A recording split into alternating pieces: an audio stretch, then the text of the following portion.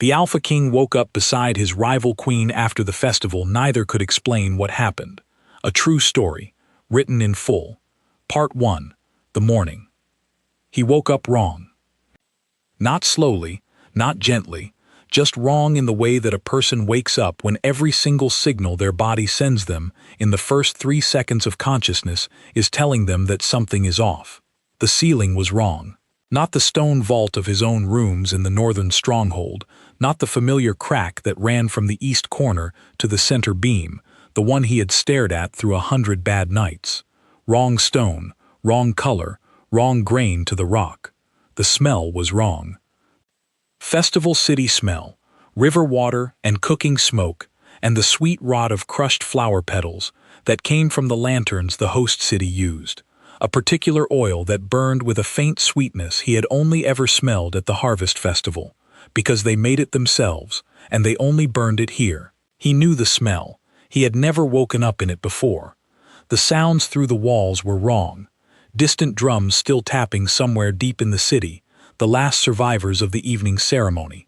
A child laughing far away. The wet scrape of something being dragged across stone. A table, probably.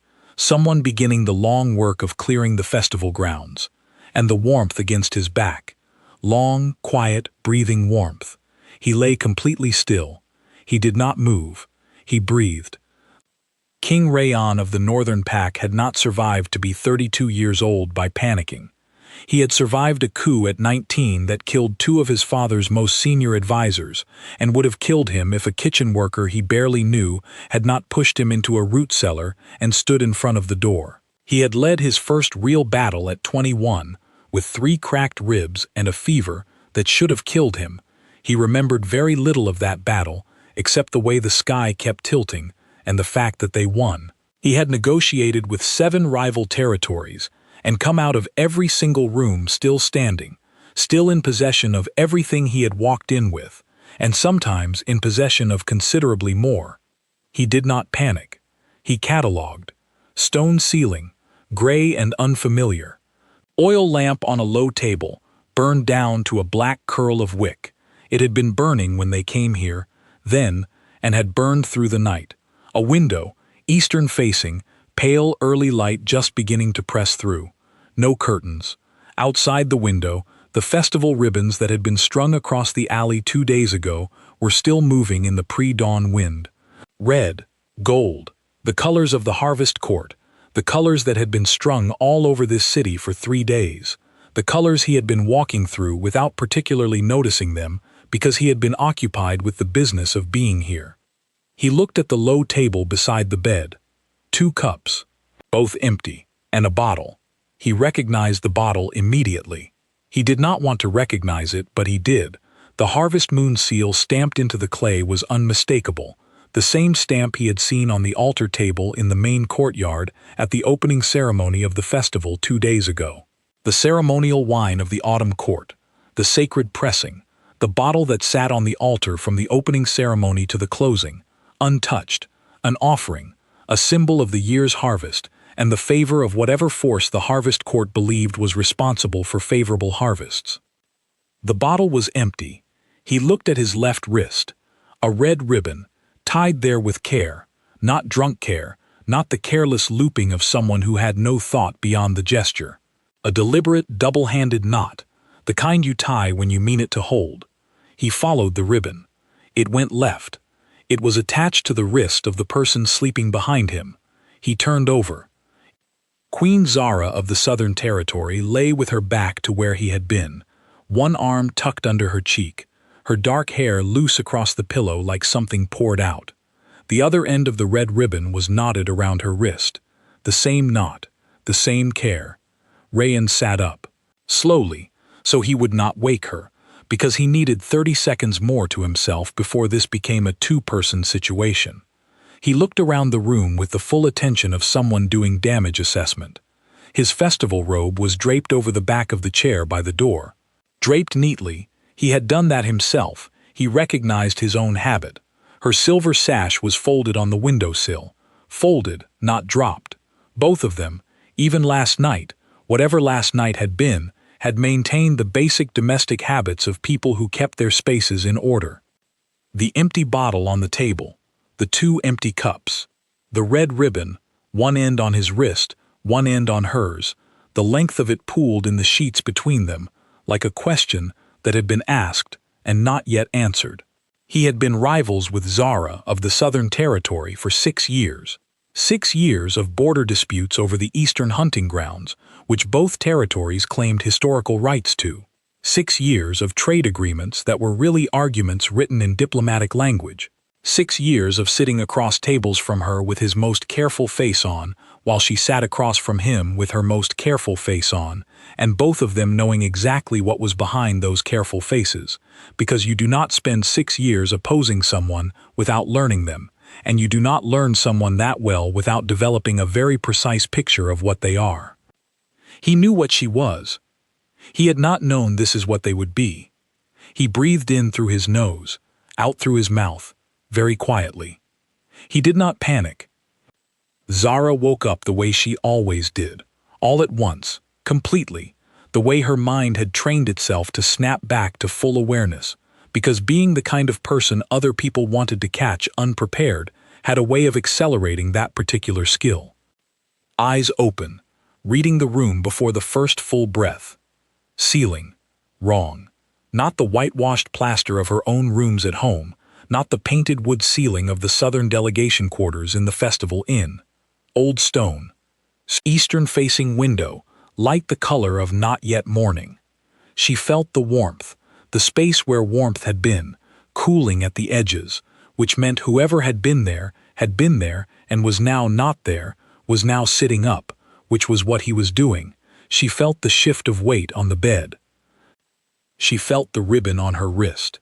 She closed her eyes. She opened them again. The ribbon was still there. She sat up.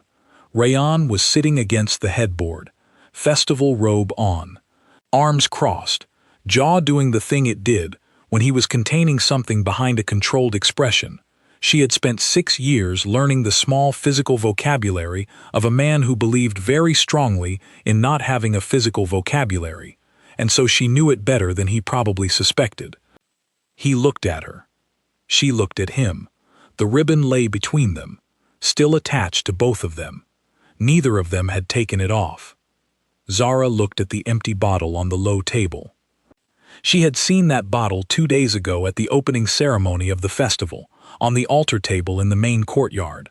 She had noticed it the way she noticed everything at political gatherings, automatically, thoroughly, with a part of her mind that was always running a background inventory of her surroundings. Sacred wine, 30-year vintage, ceremonial offering, not for consumption. She had thought, standing there watching the opening ceremony with her advisors beside her, that it was interesting to offer something so valuable and then not use it. She had thought about the eastern vineyards it came from, which she knew. She had traveled through the eastern regions when she was younger, before she was queen, when she still had the freedom to travel out of curiosity rather than purpose. She had thought that 30-year-old wine from those vineyards would taste extraordinary. Now she knew. She remembered very little else. Knew. Part 2. The accounting. They did not speak for a long time. There was a mutual unspoken agreement about this. They were both people who understood that opening your mouth before you understood the full shape of a situation was how you gave things away that you intended to keep, and so they were both quiet, and they both used the quiet for the same purpose. Rayan got up first. He crossed the room to the clay jug of water on the windowsill, Festival Inn, standard provision, nothing remarkable, and poured 2 cups. He set them both on the low table. He did not bring one to her. He was not going to bring things to her. That was not the arrangement here. She came and took one without being asked, which was right. They stood at the window. The festival grounds below were gutted, paper lanterns crushed in the street, food tables overturned by the overnight wind, their cloths dragging across the stone. The ribbons that had been strung across the main courtyard, the ones he had walked through for 3 days without particularly looking at them, were now sagging and knotted, and half of them had come loose and were dragging along the ground. The fire pit in the center of the square was cold ash.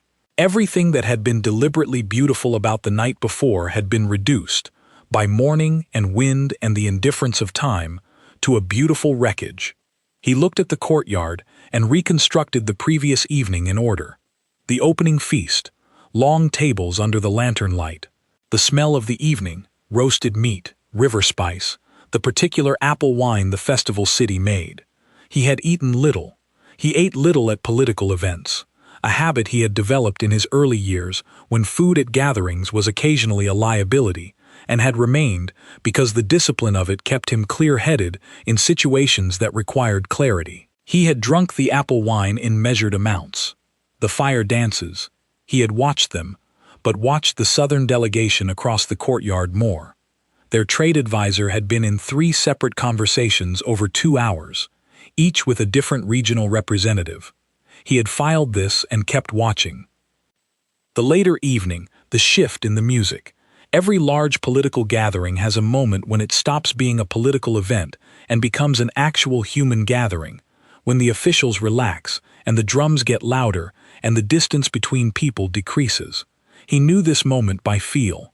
He had watched it arrive and watched his own advisors soften into it, and had not softened himself, because softening was not available to him at political gatherings. It was not a gear he had. He had walked instead. This was also a habit. When he needed to think without the texture of an audience, he moved. He had walked the perimeter of the festival grounds, through the outer courtyards, past the inn and the stables and the craft stalls closed for the evening, and he had let the noise of the festival recede behind him until it was just the drums carrying through the stone walls. He had come back through the ceremonial courtyard. He did not know why he stopped at the altar table. He passed sacred things regularly, and felt nothing for them except the professional interest of someone who understood what they signified politically. He had no particular reverence for harvest ceremonies, or 30-year-old wine, or the religious customs of the autumn court. But he had stopped, and she had been there. He remembered the way she had been standing, not arranged, not performing the version of herself that she deployed at events where she was being observed. Just a woman standing in front of a table at the end of a long evening, looking at a bottle. Her expression when he stopped was not the expression she wore in negotiating rooms. It was something quieter and more honest than that. He had said something about the wine. He remembered thinking it was a foolish thing to say, and saying it anyway, because the moment had that quality, the quality of moments that arrive complete and ready and will not be taken back. She had agreed with him. And then they had drunk it, both of them, from the altar table, in the empty courtyard, with the drums still going in the background, the wine that was not for drinking. He remembered the taste of it very clearly. He would not forget that. 30 years in a sealed clay bottle from the eastern vineyards, it tasted like stone and dark fruit and time, and you cannot make something taste like time by trying. You can only wait for it, and this wine had been waited for, and it was everything that suggested. He remembered talking. This was the piece he kept returning to in the reconstruction. He remembered talking to her in a way he did not talk to her normally, not negotiating, not performing the careful exchange of position statements that their professional relationship required. Just talking.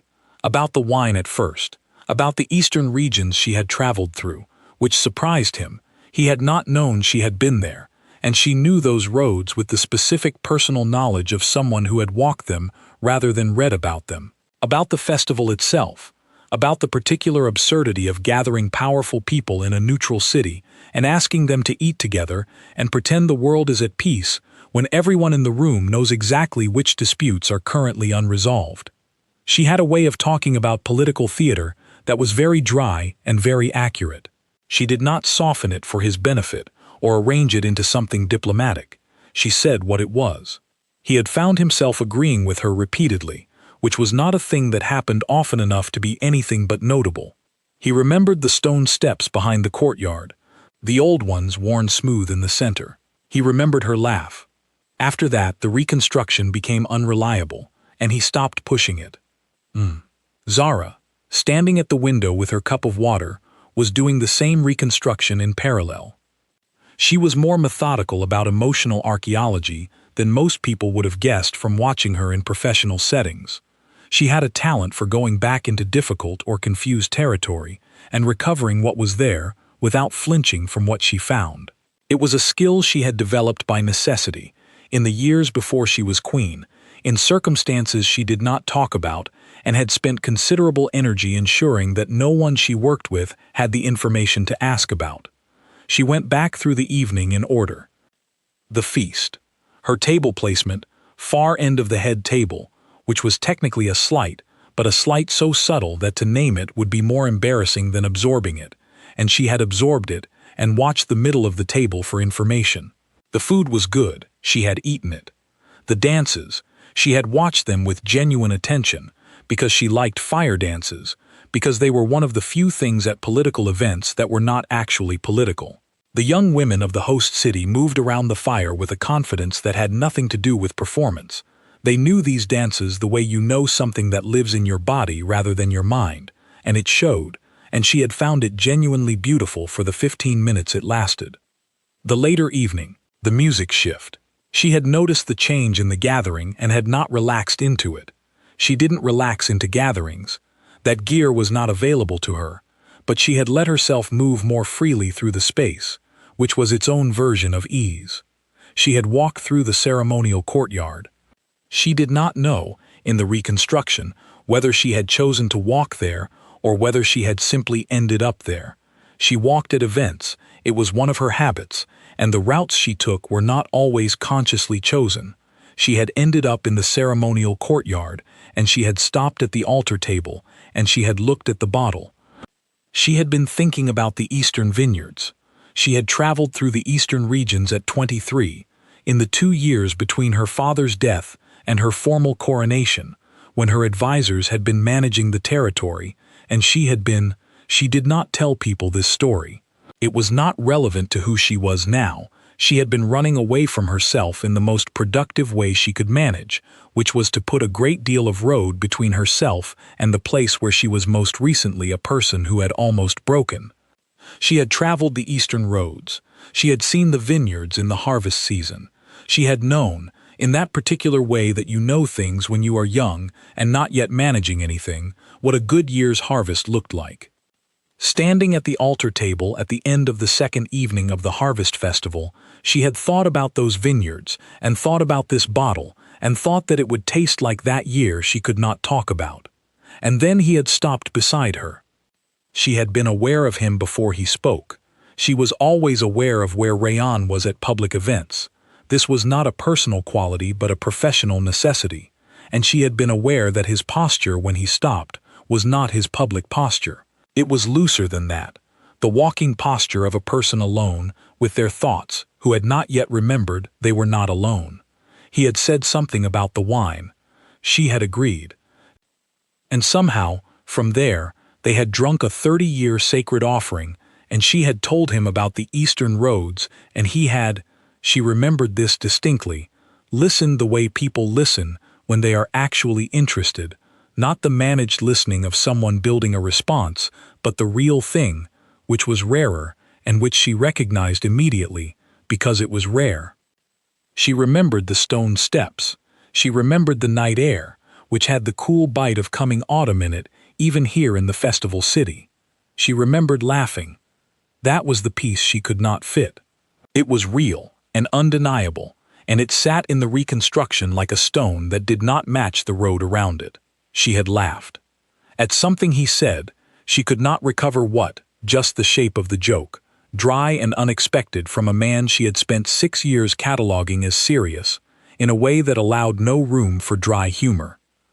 She had been wrong about the dry humor. After the laugh, pieces, the ribbon, the room, and then mourning. Part 3. What they said. We should establish what happened, Zara said. We should establish what anyone saw, Rayan said. These were their first 4 sentences of the morning, and they contained, in compressed form, the exact difference in how they each moved through problems. She went for internal truth first. He went for external exposure first. This was not a judgment on either approach. They were both correct priorities, just in different order. and neither of them was unaware of what the other's priorities said about them. Zara set her water cup down. The room is in the lower quarter of the inn, not on any of the delegation floors. I don't believe this was an allocated room, which means it would not appear on any official rooming list, Rayan said, which means it is possible that no one has any official record of either of us being here. Possible. Not certain. No, not certain. A pause, both of them looking at the door without moving toward it. Someone is going to notice the bottle is missing, she said. They may have already noticed. It would have been the closing ceremony preparation team. They would have checked the altar table last night and this morning. Yes, she picked up the bottle and turned it in her hands. The harvest moon seal in the clay, the unmistakable mark of the autumn court's ceremonial vessels. There was no version of this where the bottle's disappearance went unremarked, only versions where it was remarked upon officially and versions where it was not. Whether they connect the bottle to us, he said, depends on who saw us in the ceremonial courtyard. Late evening, she said, the main events had ended. The courtyard would have been emptying, possibly empty, possibly. She set the bottle back down. It made a small sound on the table. The red ribbon lay on the bed between them, still attached to both of their wrists. They had been talking for 5 minutes, and neither of them had mentioned it. Neither of them had taken it off. This was also something neither of them mentioned. What do you remember? Rayan said. Not a question, a statement of need. Zara considered how to answer this. She had 2 options, what she remembered and what she was willing to say she remembered. These were not the same set of information. The wine, she said. The steps behind the courtyard, a conversation that was longer than I intended. He was quiet. And after the conversation, he said, pieces. Yes. She watched him not say what he remembered. She could see him deciding not to. It was in the jaw, in the way he was looking at the window rather than at her, in the careful stillness of his hands. He was not going to tell her what he remembered, and she was not going to push, because she was not going to push, because they were both doing the same thing. We leave separately, she said. Yes. Time between us in the corridors, 20 minutes at least. Agreed. I'll go first. He looked at her then. Not the usual look, not the political look. Just a look, the kind of look that does not come with a reed attached to it, that just sees. All right, he said. Nah? Part 4. The exit. She took the ribbon off first. She did it quickly, or tried to. The knot was tighter than she had expected, and she had to work at it with both hands, which meant she was standing there for a moment, working at a ceremonial ribbon on her wrist like it was a practical problem, which in a way it was, which was also a deeply strange thing to be doing in this context. It took 3 tries. She set it on the low table beside the bottle. She did not look at what she had just set down. She got dressed with the efficient focus she brought to situations where the getting dressed needed to happen without ceremony. Silver sash from the windowsill, festival robe, the 3 pins that held her hair in the public arrangement she wore at events. She looked at herself in the small square mirror above the window. She looked fine, tired around the eyes, but fine, the kind of tired that read as a long evening at a festival, which was what it was, which was also not entirely what it was. She looked like a queen the morning after the final day of the harvest festival. She did not look like a queen who had woken up beside her principal rival with a ceremonial ribbon on her wrist and a 30-year-old sacred wine bottle empty on the table. She crossed to the door, put her hand on the handle. Zara. She stopped, did not turn around, waited. A long pause, long enough that she thought he might actually say something. Nothing, he said. She opened the door and left. Rayan sat on the edge of the bed. The room had the quality that rooms have after someone leaves them, a specific weight of absence, the shape of presence that is no longer there. He looked at the ribbon on the table. His was still on his wrist. He looked at it for a while. He put his boots on.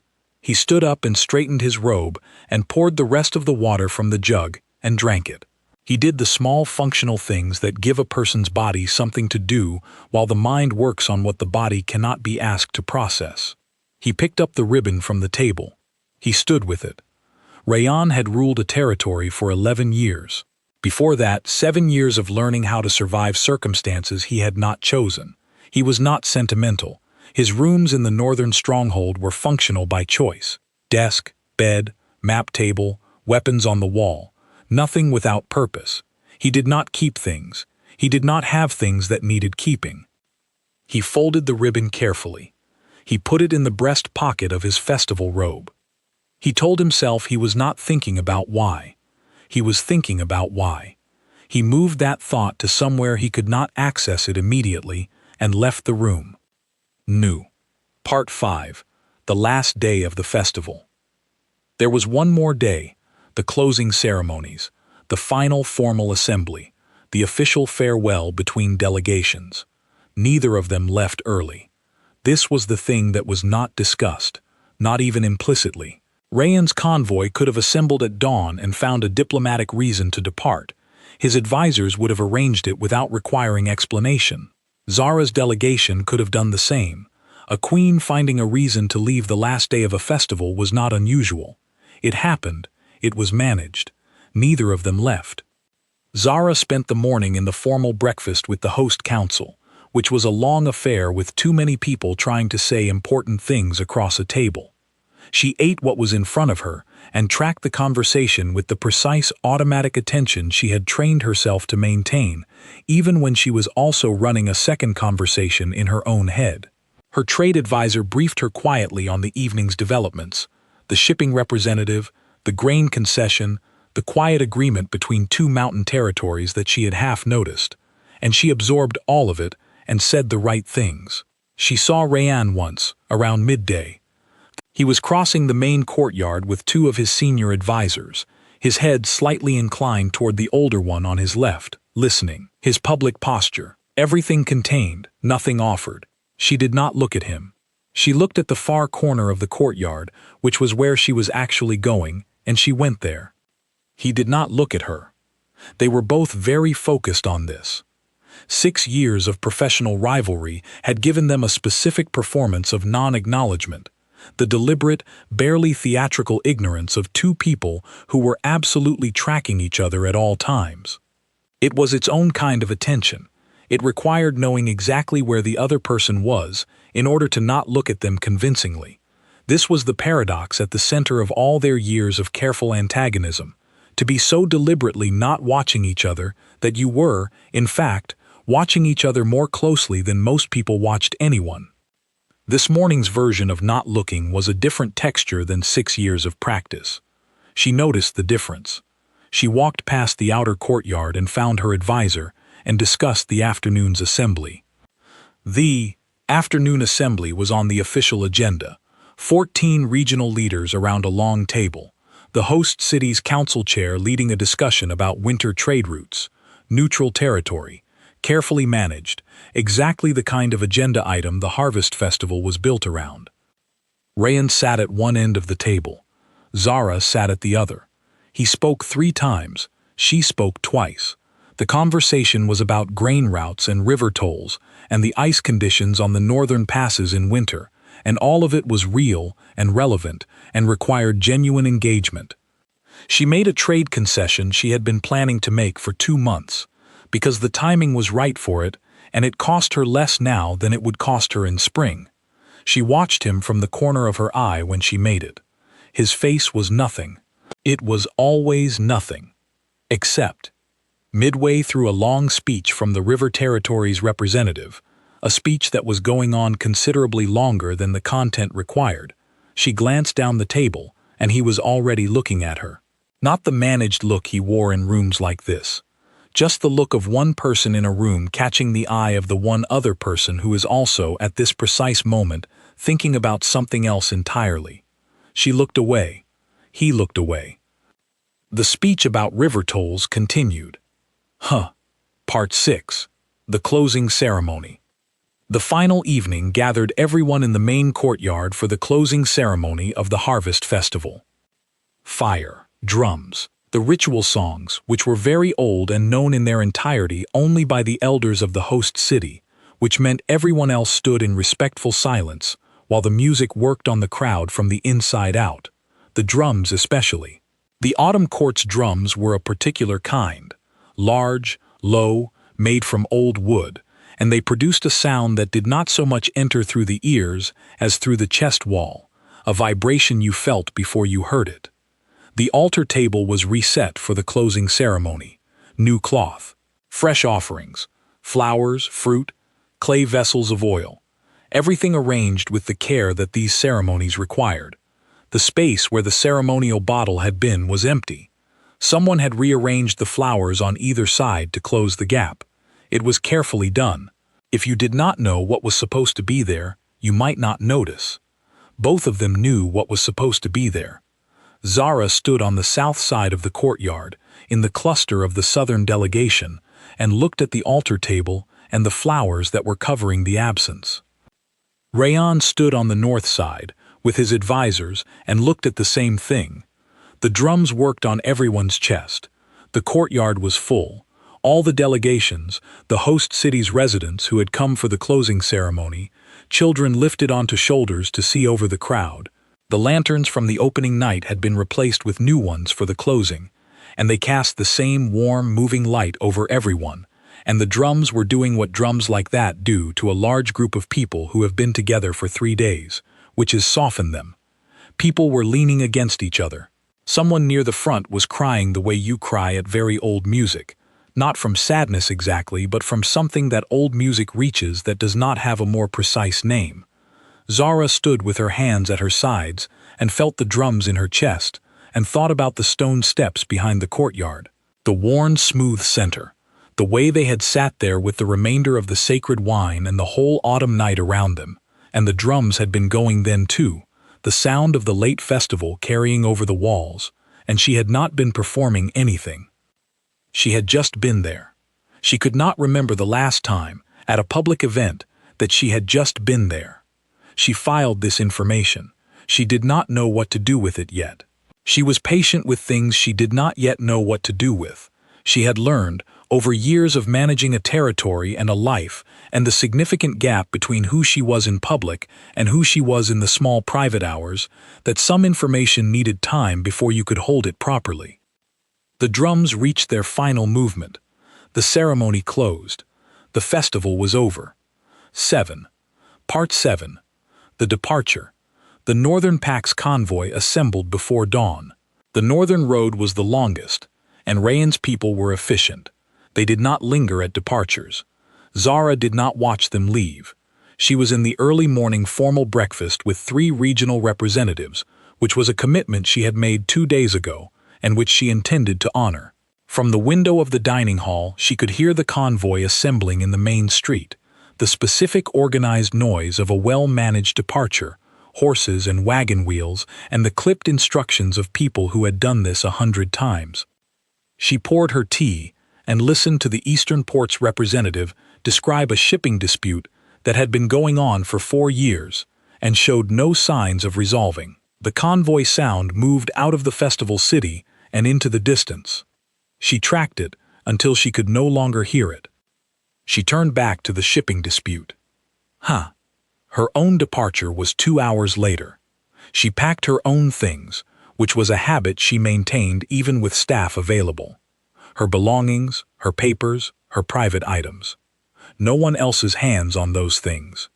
She had been this way since before she was queen. She was closing her travel case when she found herself looking at the low table beside her bed. Not this table, the other table, the one in the unallocated room in the lower quarter, the one where she had set the ribbon down. She had not taken it with her. She had left it there, on a table, in a room that was probably being cleaned right now by Festival Inn staff, who would throw away everything they found on those surfaces because that was the job. She stood with her hand on her travel case. Then she closed it. She gathered her advisors, and they assembled the convoy, and they left the festival city in good order, the way you leave when you have done what you came to do and you are ready for the road home. Part 8. The road. 4 hours north, Rayan's senior advisor rode up beside him. Orun was 20 years older than Rayan and had served 3 kings before this one, and he communicated more through the quality of his silences than through anything he actually said. Rayan had learned to read those silences the way other people read faces. They were, in their own way, just as legible. This silence was the one Orun used when he knew something and was deciding how to raise it. Rayan rode and waited. "There is," Orun said finally, "some inquiry among the host council about the ceremonial bottle." "Yes." "Discreet inquiry." "Yes." "The feeling among the host council," Orun said, in the careful way he said things that were not requests for response, "seems to be that it would be impolitic to press the matter formally." "That is a reasonable feeling," Rayan said. Another silence, the kind Orun used after he had delivered the information and was allowing the response to be whatever the response was, without requiring more. "It was a significant vintage," Orun said, after a while. 30 years. "Yes. They will not have another one like it for some time." "No," Rayan agreed, "they won't." Orun fell back to his position behind. Rayan rode north and watched the road. The plains were wide and flat, and the sky was the enormous specific sky of flat country in autumn, pale and high, and full of a certain kind of light that was honest about the season, that did not dress the landscape up. He liked this road. He had always liked this road, the long straightness of it, the way it reduced the world to its essential elements. Ground, sky, the distance between here and where you were going. His hand went, once, to the breast pocket of his robe. The ribbon was there. He left his hand there for a moment and then moved it back to the reins. Part 9. 6 weeks. The correspondence came in the ordinary way, a sealed letter in the Northern Pact's colors, delivered by a rider to the Southern Territory's main gate, handed off to the receiving secretary, logged in the usual records, carried to Zara's desk in the afternoon with the day's other correspondence. She opened it in order. She always worked through correspondence in order, not by rank of sender or urgency of content, because the order was itself information. What came together told you things that the individual items did not. She reached the Northern Pact letter. It was about the winter trade route, formally written, precise, 3 paragraphs of well-organized content followed by the standard closing and Rayan's seal. Below the seal, 1 additional line. She read it. She read it again. She read it a 3rd time, not because she had not understood it, but because she needed to confirm to herself what it actually said versus what she might be constructing it to say. The vintage was exceptional. That was all. 5 words. Nothing that could mean anything to anyone who had not been in a specific courtyard on a specific evening, which was everyone in the world except her. She set the letter on her desk. She sat with it for a while. Then she picked up her pen and wrote the response. 3 paragraphs about the trade route, formally written, precise, everything that needed to be there, nothing that did not need to be there. She reached the closing. She wrote the formal closing. She held the pen. She added 1 line. Agreed. Worth the ceremony. She sealed the letter. She sent it. She did not sit with what she had done after she had done it, because sitting with it would require her to think about what she was doing, and she was not yet ready to think about what she was doing. She went to the next letter in the correspondence pile. There were 12 more letters. She read all of them and answered them appropriately. She did not think about the ribbon. She thought about the ribbon the whole time. 1. Part 10. What was there?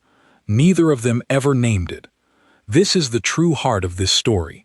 Not the wine, not the ribbon, not the unallocated room in the lower quarter of a festival inn in a neutral city. Those are the materials of the story. The true thing is this.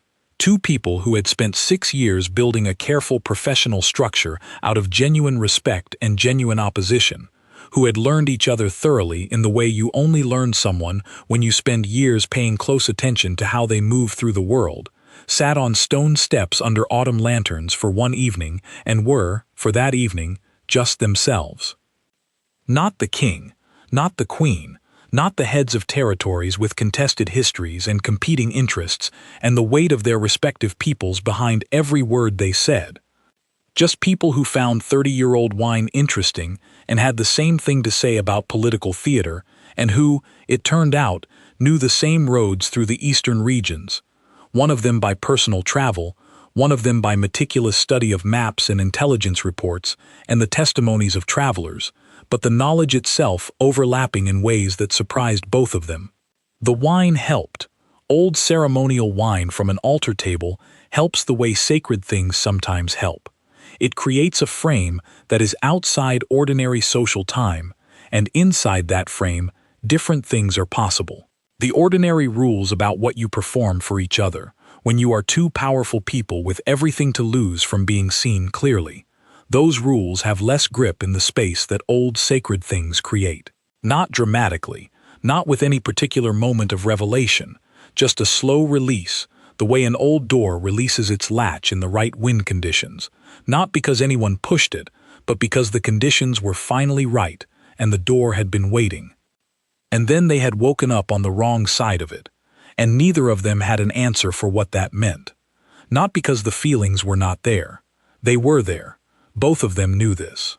Rayan, with his ribbon in his breast pocket, carried north on a road he had ridden 100 times, his hand going back to it once in the afternoon, without him consciously choosing to. Zara, with her eye going to the empty space on a table in a room she would not go back to, with 5 words on a letter that she read 3 times to make sure she was reading it correctly. The feelings were there, and they were not small, and they were not simple, and they were not the kind that went away if you did not look at them. They were the kind that sit quietly in the back of your daily life and do not demand immediate attention, but do not leave either. But between two people who rule territories that share a border, who have opposing interests written into the architecture of their positions, who have spent 6 years being exactly as careful with each other as the situation required, because the situation required it, and because careful was the only responsible way to be, there is no door marked and then. There is no simple path from what they were to something else. There are letters that say, the vintage was exceptional. There are letters that say, agreed, worth the ceremony. There are meetings, across the next year, that go slightly differently than they went before, not in ways that could be named or pointed to, not in ways that anyone in the room would notice, but in ways that both of them notice, and both of them carry home and do not discuss with their advisors. There are moments, across the long table at the next year's trade negotiations, when they are both looking at the same thing, a map, a clause in a document, the river line that separates their territories, and they are both thinking the same thought, which is not about the map or the clause or the river, and both of them know this, and neither of them says it. There is the particular quality of a silence between two people who have been honest with each other exactly once, in a way neither of them planned, and who are now carrying that honesty with them through every subsequent conversation without being able to put it down or pick it back up. This is the story. Not the morning, not the ribbon or the bottle or the war-smooth steps, not the look down the assembly table at a man thinking about something other than grain tolls, not the 5 words at the bottom of a trade letter or the 6 words that answered them. The story is this. Something real happened to two people who had no room for real things, and neither of them named it, and it did not go away.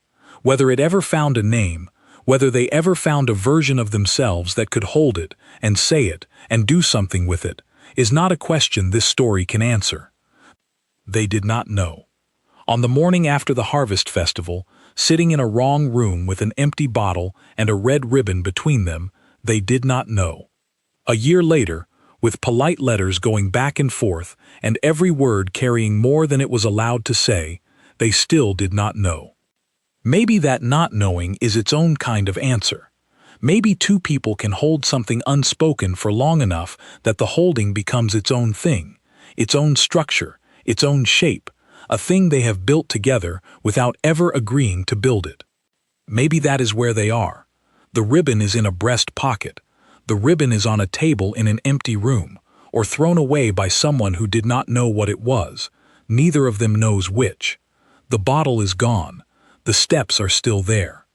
Worn smooth in the center, by the feet of people who had nothing to do with either of them, who sat on those steps through 100 different configurations of the world, who were just people watching the festival from the back, who knew nothing about contested trade routes or ceremonial offerings, or the 6 years of careful attention that it takes to learn someone well enough to accidentally become honest with them.